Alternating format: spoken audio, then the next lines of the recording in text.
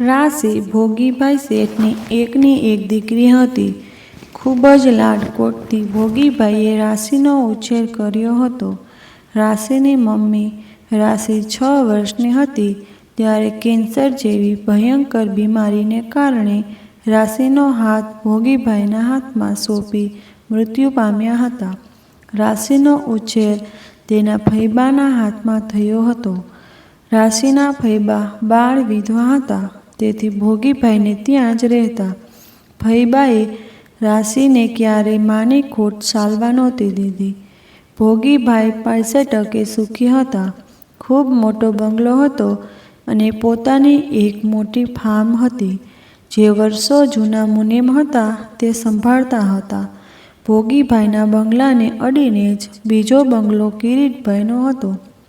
કિરીટભાઈને સંતાનમાં એક જ પુત્ર હતો, જેનું નામ મંથન હતું અને કિરીટભાઈના પત્નીનું નામ મીનાબેન હતું. કિરીટભાઈની નામના એક ધનાઢ્ય વ્યક્તિમાં હતી. આ એક બંગલો તો હતો જ, બીજા 2 ફાર્મ હાઉસ પણ હતા અને 2 ફેક્ટરીના માલિક હતા. આટલો પૈસો હોવા છતાં કોઈ આડંબર નહીં, અભિમાન નહીં.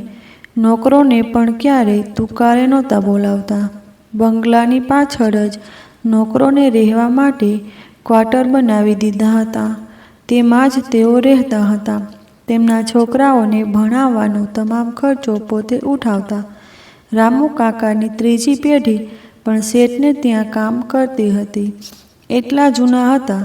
મંથન અને રાશિની ઉંમર લગભગ એક સરખી હતી.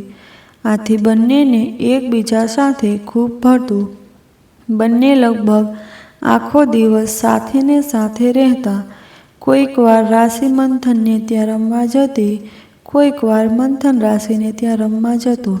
આમને આમ સાથે હસતા, રમતા, ભણતા. બંને જુવાનીના ઉંમરે ક્યારે પહોંચી ગયા તેનું ભાન જ ન રહ્યું. બંનેને જવાનીની હવા લાગી ચૂકી હતી. બંનેની દોસ્તીએ પ્રેમનું સ્વરૂપ પકડી લીધું હતું. રાશિ અને મંથનના ઘરના સૌ આ વાત જાણતા હતા, પણ લગ્ન માટે બંનેની ઉંમર બહુ નાની હતી અને રાશિની ઈચ્છા નાનપણથી વકીલ બનવાની હતી. કોર્ટમાં કાળો કોટ પહેરી જજની સામે વકીલો જે રજૂઆત કરતા હોય તેવું બનવાની હોશ હતી. મંથનને તો ભણવામાં બહુ રસ નહોતો. ગ્રેજ્યુએશન માંડ પૂરી કરી શક્યો, પણ તે બિઝનેસમાં માસ્ટરી ધરાવતો હતો.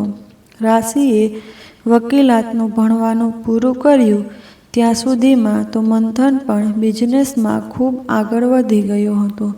બંને હવે પોતપોતાની મનગમતા વિષયોમાં બરાબર સેટ થઈ ગયા હતા.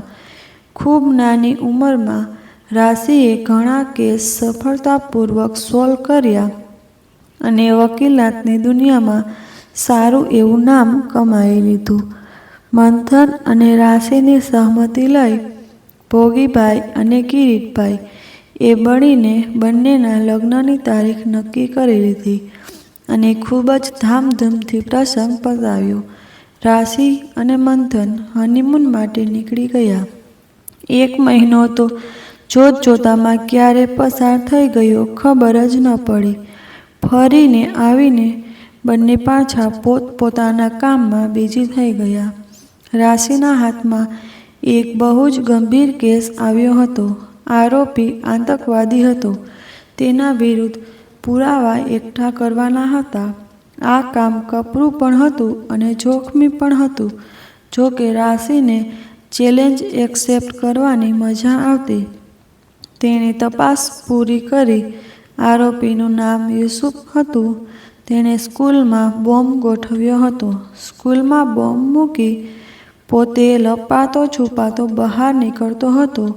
ત્યાં ચોકીદારનું ધ્યાન ગયું. તેણે ઝડપથી ગેટ બંધ કરી દીધો અને બેલ દાબીને પ્રિન્સિપાલને સતેજ કરી દીધા અને તેને પકડવા તેની માથે ઝપટ મારી.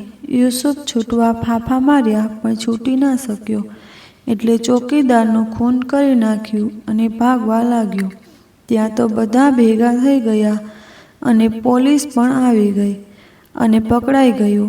પોલીસની ગાડીમાં બેસતા જ પોતાની ઘડિયાળમાંથી એક બટન દબાવ્યું અને એક મોટા ધડાકા સાથે સ્કૂલનો પાછળનો ભાગ જમીનદોસ્ત થઈ ગયો. મરતલ ચીસો અને ચિચિયારીથી વાતાવરણ ધ્રુજી ઉઠ્યું. આખું મેદાન બાળકોના અવશેષેથી અને લોહીથી લથપથ થઈ ગયું. રાશિએ સ્ટાફના બધા અને પ્રિન્સિપાલે બધાએ જેમણે આ કરુણ દ્રશ્ય પોતાની નજરે નિહાળ્યું હોય તે બધા બયાન અને બધા પુરાવો પ્રૂફ સાથે ભેગા કર્યા. કેસ ચાલુ થયો ત્યારથી રાશિએ ધમકીભર્યો ફોન આવવાની શરૂઆત થઈ ગઈ હતી. મંથને તેના મિત્ર રાજનને ક્રાઇમ બ્રાન્ચમાં હતો તેને બોલાવી બધી માહિતી આપી અને ઘર તથા રાશિની સિક્યુરિટી ગોઠવવાની વાત કરી. રાજને તરત જ પોતાના માણસોને ઘરની તથા રાશિની સિક્યુરિટી માટે ગોઠવી દીધા અને રાશિને કહ્યું, તમે નિશ્ચિતપણે કેસ લડો, તમને કોઈ આંગળી પણ નહીં અડાડી શકે. રાશિની પાકા પુરાવા માથેની જોરદાર દલીલોને કારણે જજને યુસુફ વિરુદ્ધ ચુકાદો આપવાની ફરજ પડી અને જજે યુસુફને ફાંસીની સજા ફટકારી. રાશિના જીવનની આ મોટામાં મોટી જીત હતી. સાંજે બંને ઘરના તથા થોડા નજીકના મિત્રો પાર્ટીની ઉજવણી કરતા ત્યાં જ એક પથ્થર કાચની બારી તોડી અંદર આવ્યો. તેની સાથે એક ચિઠ્ઠી વીંટાળેલી હતી. મંથને તે ખોલીને વાંચી તો તેમાં લખ્યું હતું, તમે જે કર્યું છે તે સારું નથી. તમારું તેનું પરિણામ ભોગવવું પડશે. એ માટે તૈયાર રહેજો. મંથને આ ચિઠ્ઠી રાજનને આપી. રાજને વાંચીને ચૂપચાપ તેના ખિસ્સામાં મૂકી દીધી. મંથન અને રાશિ સિવાય કોઈ નહોતું જાણતું કે રાજન ક્રાઇમ બ્રાન્ચમાં છે. આ વાતને 2 વર્ષ થઈ ગયા.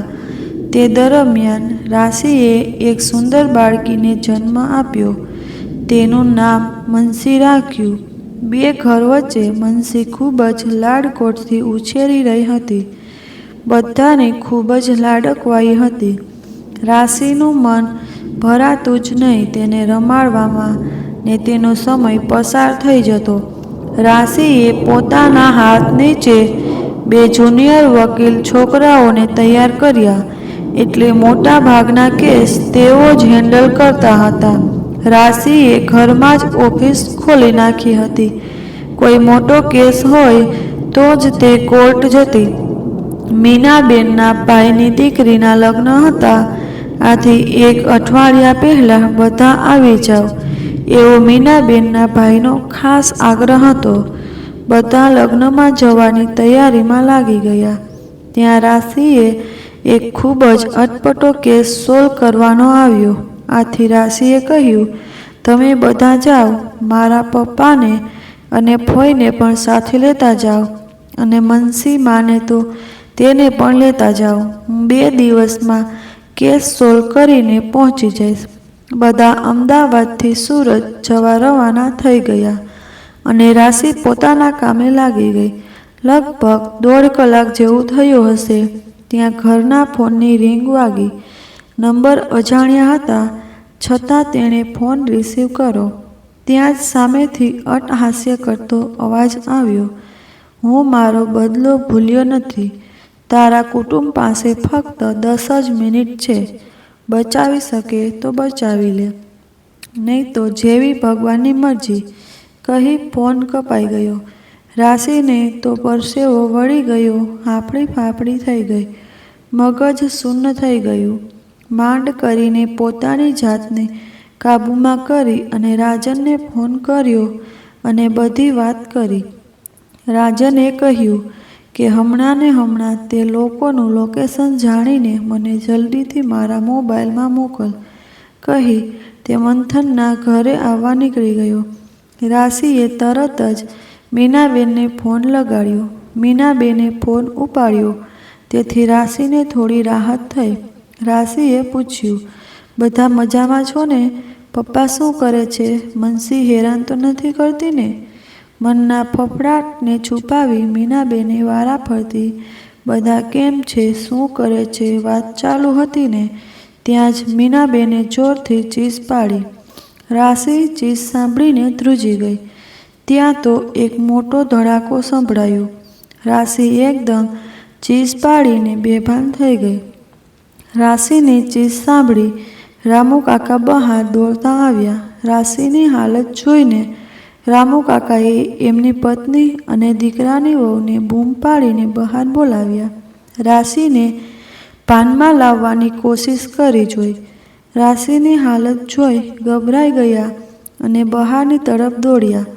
નીકળતા જ સામે ગૌરવ મળ્યો. રામુ કાકાએ રોતા રોતા ગૌરવને કહ્યું, ભાઈ જલ્દી અંદર ચાલો ને, મારી દીકરી રાશિને કંઈક થઈ ગયું છે. ગૌરવ તરત જ અંદર આવ્યો અને ઝડપથી 108ને બોલાવી અને રાશિને હોસ્પિટલમાં દાખલ કરી દીધી. એટલી વારમાં જ રાજન પણ હોસ્પિટલમાં પહોંચી ગયો. રાજનને મંથનના ફેમિલીના એક્સિડન્ટના સમાચાર મળી ગયા હતા. સુરત પહોંચવાને અડધી કલાકની જ વાર હતી. એ પહેલાં એક સડસડાટ ધસી આવતા ટ્રકે મોટરનો કૂચો બોલાવી દીધો હતો.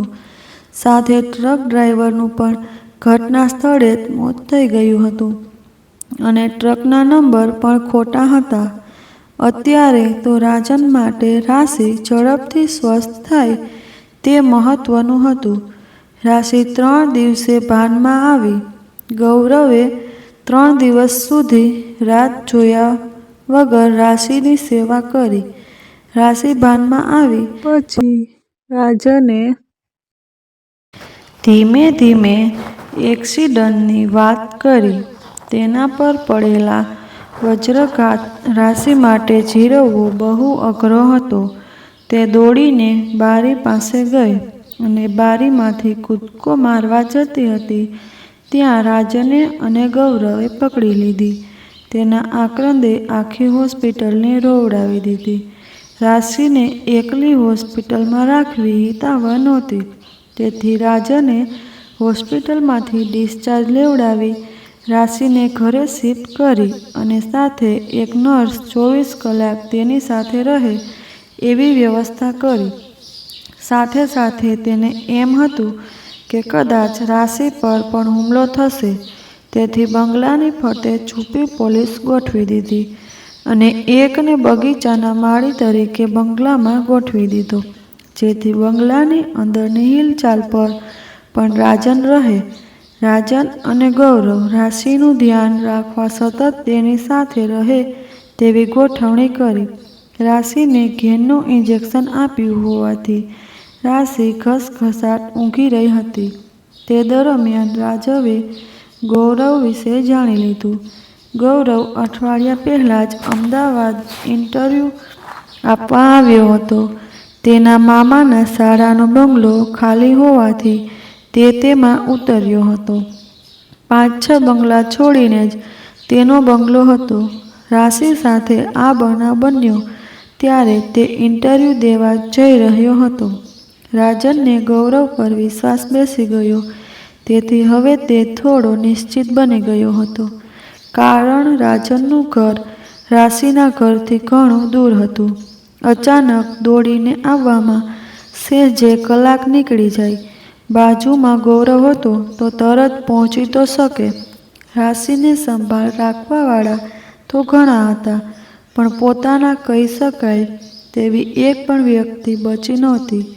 રાશિનું ધ્યાન રાખવાનું રામુ કાકા અને ગૌતમને સોંપી રાજન 5 દિવસે પોતાના ઘેર જતો હતો. પોતાના ઘેર પહોંચી ફ્રેશ થઈને પહેલું કામ તેણે સુરત પોલીસ સ્ટેશને ફોન કરવાનું કર્યું અને પોલીસ સ્ટેશનની માહિતી મુજબ એક અકસ્માત તરીકે કેસ દર્જ થયો. પરંતુ તે જાણતો હતો કે આ અકસ્માત નહોતો, પણ હાથે કરીને કરેલું બેરહેમીથી કોઈ કૃત્ય હતું. ટ્રક ડ્રાઈવર તો મૃત્યુ પામ્યો હતો, તેથી તેનો પતો લગાવવો અઘરો હતો. પણ જો કદાચ ટ્રક કોનો હતો, તેનો માલિક કોણ હતો, એ ખબર પડે તો ખૂનીનો પત્તો લગાવી શકાય. તેણે ટ્રકના માલિકની તપાસ કરી, પણ આ ટ્રક તો ચોરાયેલો હતો અને એની કંપનીના માલિકે અઠવાડિયા પહેલાં લખાવેલી હતી. રાજન મૂંઝવણમાં તો એક પણ કડી હાથ નહોતી લાગતી. તે પાછો અમદાવાદ આવી ગયો. આવીને સીધો રાશિને મળવા ગયો. રાશિની હાલત હજુ પણ નાજુક હતી. તે ઊંઘમાં પણ ચીસો નાખી નાખીને રડી રહી હતી. ડૉક્ટરનું કહેવું એમ હતું કે જો આમ નમ રહેશે તો આ પાગલ થઈ જશે. ગૌરવ અને રાજન સતત તેની સેવામાં હતા. આ બનાવને અઠવાડિયું થઈ ગયું હતું, પણ રાશિમાં કોઈ ફેર પડતો ન હતો. ડૉક્ટરે કહ્યું, જ્યાં સુધી તેના મનમાંથી વાત બહાર નીકળે નહીં, ત્યાં સુધી આમ જ રહેશે. રાજને એક ઉપાય શોધ્યો.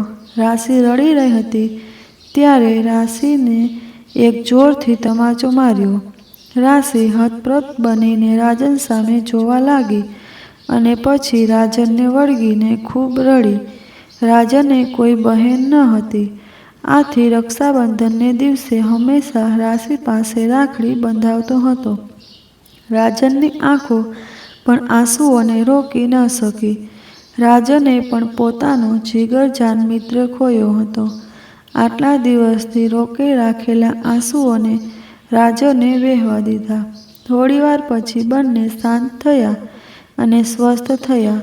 રામુ કાકા બંને માટે પાણી લઈ આવ્યા. તેની આંખમાંથી પણ આંસુ સુકાતા ન હતા. બંનેને સાંત્વના આપી અને કહ્યું કે જે થવાનું હતું તે થઈ ગયું. થોડા સ્વસ્થ થઈને તેની પાછળની ક્રિયાઓ પણ ધ્યાન આપો, જેથી તેઓના આત્માને શાંતિ મળે. રાજન અને ગૌરવ બંને દ્વારકા બધાના અસ્થિ પધરાવા ગયા અને રામુ કાકાને કડક સૂચના આપીને ગયા કે કોઈ પણ અજાણ્યાને આવવા નહીં દેતા અને રાશિનું બરાબર ધ્યાન રાખજો. બંને દ્વારકા પહોંચીને અસ્થિ પધરાવા નીકળતા હતા ત્યાં ગૌરવને એકદમ પેટમાં દુખાવો શરૂ થઈ ગયો.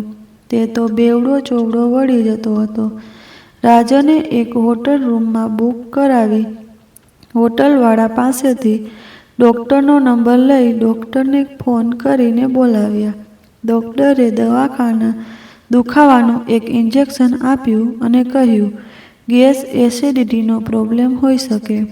ગૌરવને હોટલમાં જ સુવડાવી રાજન એકલો જ અસ્થિ પધરાવા ગયો અને મંદિરમાં દર્શન કરી હોટલથી ગૌરવને લઈ પાછા અમદાવાદ આવવા નીકળી ગયા. રાજનને રાશિની ચિંતા હતી. વારે વારે ફોન કરીને સમાચાર પૂછતો રહેતો. રાશિ ધીમે ધીમે હવે સ્વસ્થ થવા લાગી હતી. રાજને તેને ગૌરવ વિશે જણાવી દીધું હતું. તેને ગૌરવ પર ખૂબ જ માન થઈ આવ્યું. કોઈ પણ જાતની ઓળખાણ કે સંબંધ વગર તેણે રાશિની ઊભા પગે સેવા કરી હતી. નોકરીનું ઇન્ટરવ્યૂ જતું કર્યું. એ તો ખરેખર મહાનતા કહેવાય. તેને વિચાર્યું કે ગૌતમને મારી ફેક્ટરીમાં જ નોકરી આપી દઉં તો તેના ઉપકારમાંથી થોડી મુક્ત થઈ જાઉં. સાંજે ગૌરવ આવ્યો ત્યારે તેણે વાત કરી જોઈ. ગૌરવે કહ્યું, ભલે હું પણ આમ એ નોકરીની તલાશમાં છું. જો નોકરી મળી જાય તો હું અહીંયા રહી જાઉં, નહીતર પાછો ચાલ્યો જાઉં. રાશિએ કહ્યું, ભલે કાલથી તમે જોઈન થઈ જાઓ. હું મેનેજરને વાત કરી લઈશ. તે તમને બધું સમજાવી દેશે. તમારે રોજ રાતે આવીને મને રિપોર્ટ દઈ જાઓ. તમે તો હવે ઘરના જેવા જ છો, તેથી જો તમે સંભાળી લેતા હો તો મારી ફેક્ટરીની ચિંતા નહીં. બીજા દિવસથી ગૌરવે ફેક્ટરીએ જવાનું શરૂ કરી દીધું. સવારે ફેક્ટરીએ જતા પહેલાં રાશિને મળીને જાય અને પાછો આવે ત્યારે પણ રાશિને મળવા આવતો. રાશિ પણ ધીમે ધીમે પોતાની રૂટીન લાઈફમાં આવવાની કોશિશ કરવા લાગી. તેણે ઘરમાં પાછી ઓફિસ ચાલુ કરી દીધી. આથી તેનું મન પ્રવૃત્તિમાં રહે. એક દિવસ ગૌરવ સવારે આવ્યો ત્યારે થોડો ઉદાસ દેખાતો હતો. રાશિએ તેની ઉદાસીનું કારણ પૂછ્યું તો ગૌરવે જણાવ્યું કે તે જે બંગલામાં રહેતો હતો તે બંગલો વેચાઈ ગયો છે, જેથી મારે તે બંગલો ખાલી કરી દેવો પડશે અને બીજે મકાન ક્યાંક ભાડે રાખવું પડશે. રાશિએ તરત કહ્યું, બીજે ક્યાંય જવાની શું જરૂર છે? મારો આવડો મોટો બંગલો છે અને તું પણ ક્યાં અજાણ્યો છે, અહીં જ રહેવા આવી જા. ગૌરવે થોડી આનાકાની કરી પછી રહેવા આવી ગયો. ફેક્ટરીનું કામ પણ બરાબર ચાલતું હતું. રાશિ પણ કોર્ટના કામમાં રસ લેવા લાગી હતી. રાજન પણ અવારનવાર આવીને તપાસ કરી જતો. ગૌરવના બંગલામાં રહેવા આવી ગયા પછી રાશિ અને ગૌરવ વચ્ચે નિકટતા વધવા લાગી. રાશિના જીવનમાં જે કરુણ બનાવ બન્યો હતો તેને 1 વર્ષ થવા આવ્યું હતું. રાશિ પોતાના જીવનમાં સાવ એકલી પડી ગઈ હતી. બધું હતું છતાં પોતાનું કોઈ નહોતું. તેને કોઈના સહારાની જરૂર હતી. ગૌરવ આવતા તે તેના તરફ ઢળવા લાગી હતી. ગૌરવને પણ રાશિ પ્રત્યે કૂણી લાગણી હતી. એકવાર રાજનને બોલાવી તેણે પોતાના વિચાર જણાવ્યા અને સલાહ માંગી. રાજનને આમાં ના પાડવા જેવું કંઈ લાગ્યું નહીં, તેથી તેણે ગૌતમને બોલાવી તેનો શું વિચાર છે તે પૂછી જોયું અને બંનેની સંમતિથી કોર્ટ મેરેજ કરી દીધા.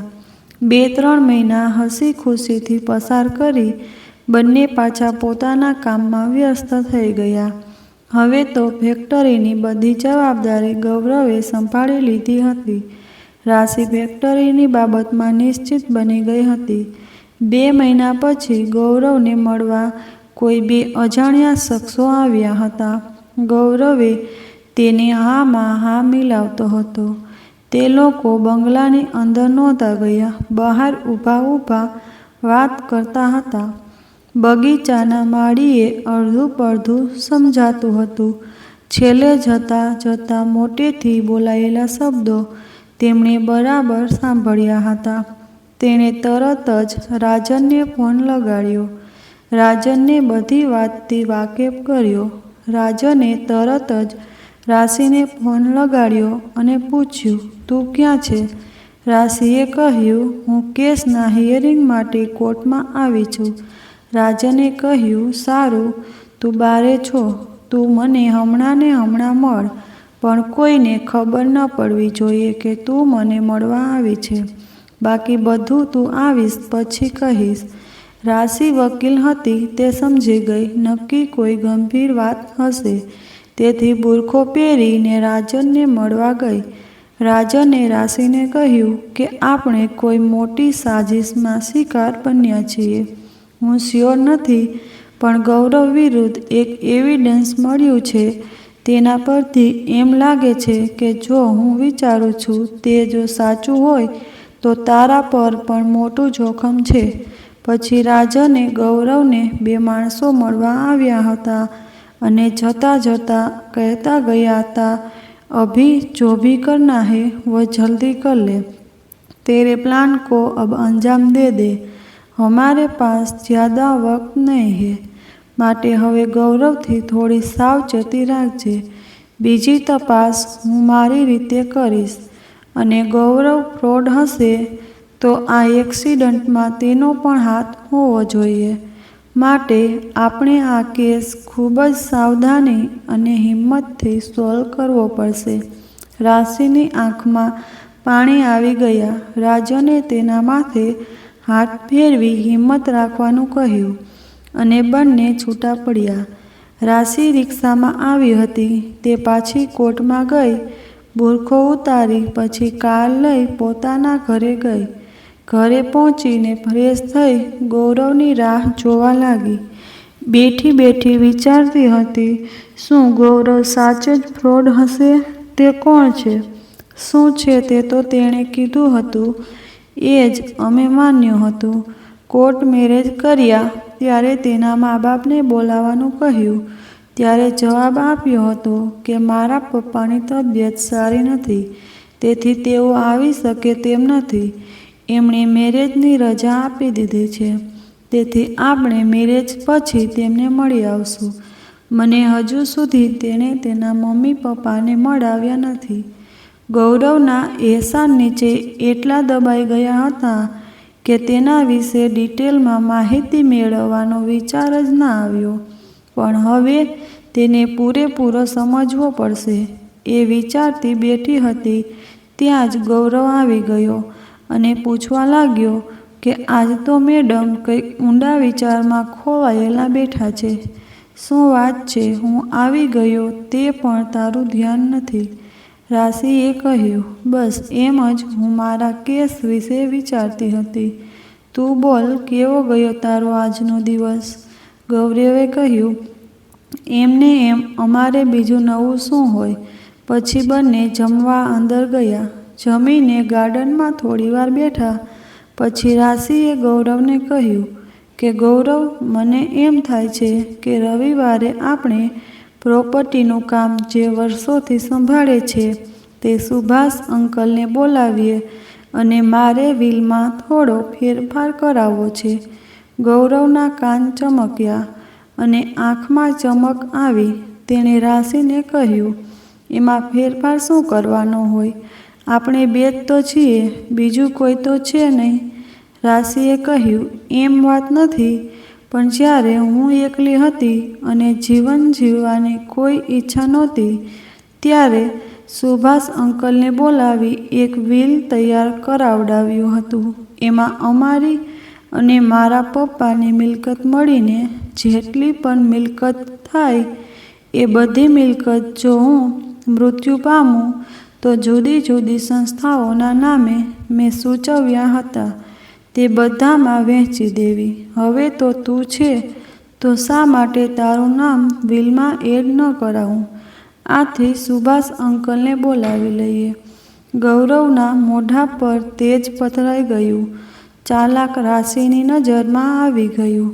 ગૌરવને તો ભાવતું તું ને વેદે કીધું, ભલે જેવી તારી ઈચ્છા કહી ફોન લઈને અંદર ગયો. હવે રાશિ અઠવાડિયા સુધી સેફ હતી અને ગૌરવ વિરુદ્ધ પુરાવા એકઠા કરવાનો ટાઈમ પણ મળી ગયો. રાજને મેસેજ કે ફોન કરવાની ના પાડી હતી. ગાર્ડનનો માલી છે તે મારો જ માણસ છે. તેના દ્વારા મને બધી માહિતી મળતી રહેશે જેથી ગૌરવને જરા સરખી પણ ગંધ ના આવે. રાજને તપાસ શરૂ કરી દીધી. સૌથી પહેલાં તો ગૌરવની ફેક્ટરીએ ગૌરવને મળવાના બહાને પહોંચી ગયો. ગૌરવને તો રાજનને જોઈને આશ્ચર્ય થયું, પણ રાજને કહ્યું કે અહીંથી પસાર થતો હતો તો થયું કે તને મળતો જાઉં. આમેય કેટલા દિવસથી આપણે મળ્યા ન હતા. રાશિ મજામાં છે ને? યાર, તે તો ફેક્ટરીની શકલ ફેરવી નાખી છે. મંથન હતો ત્યારે તેને મળવા અવારનવાર આવતો. ઘણા ચેન્જીસ કરી નાખ્યા છે એમ કહેતા ફરતો જતો હતો અને છુપા કેમેરાથી ફોટા પાડતો જતો હતો. ચાલને આપણે આખી ફેક્ટરીમાં એક આંટો મારીએ. મને એમ થશે કે હું મંથન સાથે ફરી રહ્યો છું. ગૌરવને ના છૂટકે રાજનને ફેક્ટરીમાં આંટો મરાવવા નીકળવું પડ્યું. રાજને ફેક્ટરીના ખૂણે ખૂણાના ફોટા લઈ લીધા. ગૌરવ સાથે થોડી આડા અવળી વાતો કરીને ત્યાંથી રાજન જ્યાં સર્વિસ કરતો હતો ત્યાં ગયો. કારણ તેને ખબર હતી મારી પાછળ તપાસ કરવા માણસ મોકલશે. રાજનને ઓફિસમાં દાખલ થતો જોઈ ગૌરવને નિરાશ થઈ. રાજન ઓફિસમાં સર્વિસ કરતો હતો તે સાવ દેખાવ પૂરતું હતું. કારણ તેની સાચી ઓળખાણ છુપી રહે. ફેક્ટરીના બધા ફોટા ઝીણવટથી જોયા. માલ ભરેલા બોક્સ હતા. તેમાં એક બોક્સ ખુલ્લું હતું અને તેમાં રિવોલ્વર હતી, છરા હતા. આ જોઈને રાજન વિચારવા લાગ્યો કે ધારીએ છીએ તેના કરતાં પણ આ વધારે ખતરનાક છે. તેના મનમાં એકદમ ઝબકારો થયો. તેને મંથને દીધેલી ચિઠ્ઠી યાદ આવી. મહા મહેનતે તે ચિઠ્ઠી ગોતી. ચિઠ્ઠીના અક્ષર અને ગૌરવના ટેબલ પર પડેલા એક કાગળના અક્ષર લગભગ સરખા હતા. તેણે તરત જ રાશિની ઓફિસમાં રહેલા છોકરાને ફોન કર્યો અને રાશિને ફોન દેવા કહ્યું. રાશિએ બધી વાત જણાવી અને કહ્યું કે ગૌરવના અક્ષરથી લખેલો કોઈ પણ એક કાગળ મને છોકરા દ્વારા પહોંચાડી દે. રાશિએ તરત જ કાગળ શોધી ને છોકરા સાથે મોકલાવી દીધો. રાજને તરત જ તે કાગળ અને ચિઠ્ઠી લેબોરેટરીમાં તપાસ કરવા માટે મોકલી દીધા. તે દરમિયાન તેના માણસોને યુસુફ, જેને ફાંસીની સજા થઈ હતી, તેના વિશે ડિટેલમાં માહિતી એકઠી કરવા મોકલી દીધા અને કહ્યું, ધ્યાન રહે કે તમે પકડાઈ જાઓ. લેબોરેટરીમાંથી રિપોર્ટ આવી ગયો. એ તો કન્ફર્મ થઈ ગયું છે કે બંને રાઇટિંગ મેચ થતી હતી. તેમણે પોલીસ સ્ટેશનમાં જઈને યુસુફની ફાઇલ ચેક કરી. એમાં એક ફોટોમાં તેની સાથે એક છોકરો ઊભો હતો. ધ્યાનથી જોતા તે ગૌરવ જેવો જ દેખાતો હતો. તેને યુસુફની તપાસ કરવા જે માણસના કહેવા પ્રમાણે તો સાબિત થઈ જતું હતું કે ગૌરવ યુસુફનો જ દીકરો હતો અને એનું નામ હસન હતું. અત્યારે તે આતંકવાદીઓ સાથે જોડાયેલો છે અને આતંકવાદીઓએ તેને હાથો બનાવ્યો છે. યુસુફને ફાંસી થઈ એનો આઘાત હસનને લાગ્યો અને એનો ફાયદો આતંકવાદીઓએ ઉઠાવ્યો. ગૌરવ બંને ફેક્ટરીના વર્કરોની બદલી કરી નાખી. એમાં પોતાના માણસો ગોઠવી દીધા અને ફેક્ટરીને હથિયારો અને RDXના જથ્થાનું ગોડાઉન બનાવી નાખ્યું.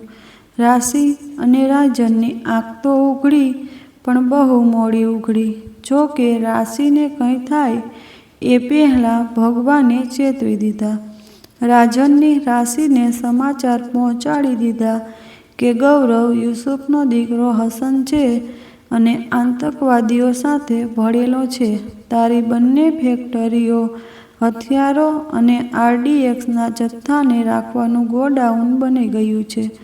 શુક્રવારનો દિવસ હતો ત્યારે રાશિએ ગૌરવને કહ્યું કે ચાલને આપણે થોડી ખરીદી કરી આવીએ. ગૌરવ તરત જ તૈયાર થઈ ગયો. તેને થયું હવે આમ પણ 2 દિવસ રાશિ જીવવાની છે, ભલે થોડી મોજ કરી લે. બંને શોપિંગ મોલમાં થોડી ખરીદી કરવા ગયા. ખરીદી કરીને પાછા ફરી રહ્યા હતા ત્યાં મોલની બારે સ્ટેપ્સ ઉતારતા રાશિનો પગ સ્લીપ થઈ ગયો અને રાશિ ગબડતી છેક નીચે પટકાઈ ગઈ. ડ્રાઈવર તરત જ રાશિ તરફ દોડ્યો. ગૌરવ પણ ઝડપથી રાશિ પાસે પહોંચી ગયો. રાશિ બેભાન બની ગઈ હતી અને માથામાંથી લોહી વહી રહ્યું હતું. બંનેએ મળીને રાશિને કારમાં સુવડાવી અને ડ્રાઈવરે હોસ્પિટલ તરફ કાર ભગાવી. ગૌરવે રસ્તામાંથી જ રાજનને ફોન કરીને જણાવી દીધું હતું. આથી રાજન સીધો હોસ્પિટલે પહોંચી ગયો હતો. રાશિને તરત જ સ્ટ્રેચરમાં લઈ લીધી અને ટ્રીટમેન્ટ શરૂ કરી દીધી. થોડીવાર પછી ડૉક્ટર બહાર આવ્યા અને કહ્યું, તેના માથામાં વાગ્યું છે અને હાથ પગમાં થોડું છોલાઈ ગયું છે. માથાનો ઘા થોડો ઊંડો છે. અત્યારે તો હજુ ભાનમાં નથી આવી. ભાનમાં આવે પછી ખબર પડે કે મગજને અસર પહોંચી છે કે નહીં. ગૌરવ તો રવિવારની રાહ જોઈને બેઠો હતો. તેને તો તેના બારે વહાણ ડૂબતા નજર આવ્યા. તેને મનમાં વિચાર્યું, હજી તો 2 દિવસ બાકી છે ને, ત્યાં સુધીમાં સારી થઈ જશે. રાજને પૂછ્યું, ગૌરવ શું વિચારમાં પડી ગયો? ચિંતા ન કર રાશિ, જોજે ને 2 દિવસમાં ઓલ રાઈટ થઈ જશે. તું ઘરે જા, ફ્રેશ થઈને સાંજે આવજે, પછી હું ઘરે જઈશ. આમ પણ અત્યારે રાશિને ઘેરનું ઇન્જેક્શન આપ્યું હોવાથી 2-3 કલાક ભાનમાં આવવાની જ નથી. એટલે તું આવ ત્યારે કદાચ ભાનમાં આવી જાય. ગૌરવ ઘરે જવા તૈયાર થઈ ગયો. જેથી ગૌરવની ગાડી રવાના થઈ તે તરત જ રાજન રાશિના રૂમમાં ગયો અને ડ્રાઈવર અને ડૉક્ટરને સતર્ક રહેવા કહ્યું. કોઈ પણ અજાણી વ્યક્તિને અંદર આવવા નહીં દેતા. અંદર જઈને રાશિને પૂછ્યું, કેમ લાગે છે? રાશિએ કહ્યું, પડતી વખતે માથા નીચે હાથ તો રાખ્યો હતો, તો પણ જરા લાગી ગયું હતું. સારું કર્યું ડ્રાઈવરે ઝડપથી આવીને લોહીની શીશી મારા માથામાં રેડી દીધી. હવે આગળનો પ્લાન શું છે? રાજને કહ્યું, એ બધું મારી પર છોડી દે. તારે હું કહું નહીં ત્યાં સુધી કોમામાં જ રહેવાનું છે. મેં ડૉક્ટરને સમજાવી દીધું છે. ગૌરવ ઘરે પહોંચ્યો ત્યાં તેના સાગરીતો રાહ જોઈને બેઠા હતા. ગૌરવને આવતો જોઈ બંને ઊભા થઈ ગયા અને કહેવા લાગ્યા, સલામ આલેકુમ હસનભાઈ, कल बॉस आपको मिलने आ रहे हैं। कल 10 बजे फैक्ट्री में पहुंच जाएंगे। आप 10 बजे फैक्ट्री में हाजिर रहना। એટલો સંદેશો આપી બંને નીકળી ગયા. રાજને રાશિને એક છૂપો કેમેરો આપ્યો હતો, જે રાશિએ ડ્રોઈંગ રૂમમાં ફ્લાવર વચ્ચે સંતાડેલો હતો અને રાજનના મોબાઈલ સાથે કનેક્ટ હતો. આથી રાજને તેઓની બધી વાત સાંભળી લીધી અને ડીએસપીને ફોરવર્ડ કરી દીધી. ડીએસપી સાથે હસન વિશે બધી ચર્ચા કરી લીધેલી હતી. આથી ડીએસપીને બધી વાતની માહિતી હતી.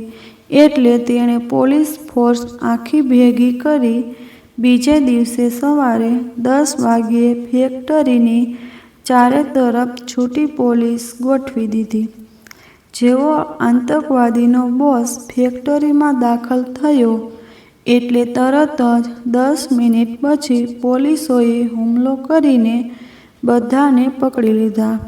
અચાનક હુમલો થવાથી બધા પોલીસના હાથમાં ઝડપાઈ ગયા. આતંકવાદીનો બોસ અને હસન એક કેબિનમાં બેઠા હતા. તે કેબિન સાઉન્ડ પ્રૂફ હતી. આથી બહાર શું થઈ રહ્યું છે તેની માહિતી ન હતી. તે બંને કેબિનમાંથી બહાર નીકળ્યા તેવા પોલીસે તેને ઝડપી લીધા. પણ આતંકવાદીના બોસ પાસે રિવોલ્વર હતી. તેનાથી તેણે 2 પોલીસોને ઘાયલ કરી દીધા અને બંનેએ પોલીસના હાથમાંથી છૂટીને ભાગવાની કોશિશ કરી ત્યારે ડીએસપીએ બંનેને ગોળીથી વીંધી નાખ્યા. ફેક્ટરીમાંથી કેટલાય હથિયારોના બોક્સ પોલીસે કબજે કર્યા. આરડીએક્સનો મોટા પ્રમાણમાં જથ્થો મળ્યો અને ગૌરવની કેબિનમાંથી અમદાવાદનો મેપ નીકળ્યો. એમાં 5 ઠેકાણે રાઉન્ડ કરેલા હતા અને બધા સેન્સિટિવ એરિયા હતા. ડીએસપીએ રાજનનો આભાર માન્યો. રાજને કહ્યું, તમારી મદદથી અમે આ લોકોની ગહેરી ચાલના શિકાર બન્યા હતા. તેમાંથી માંડ છુટકારો મળ્યો. રાશિએ પણ ડીએસપી સાહેબનો આભાર માન્યો. રાશિને હવે સંસાર પરથી મોહ ઉડી ગયો હતો. તેને મનમાં થઈ આવ્યું કે આ પૈસો જ આ બધાની જડ છે. તેમણે સુભાષ અંકલને બોલાવી પોતાની બધી સંપત્તિ દાનમાં દઈ દીધી. ફક્ત એક બંગલો હરિદ્વારમાં બંધાવી પોતાના જીવન નિર્વાહ પૂરતા પૈસા રાખ્યા અને પ્રભુ ભક્તિમાં જીવન પૂરું કરવાનો નિર્ણય લીધો. જો વિડીયો સારો લાગ્યો હોય તો લાઈક, શેર અને કમેન્ટ કરી ચેનલને જરૂરથી સબસ્ક્રાઈબ કરજો.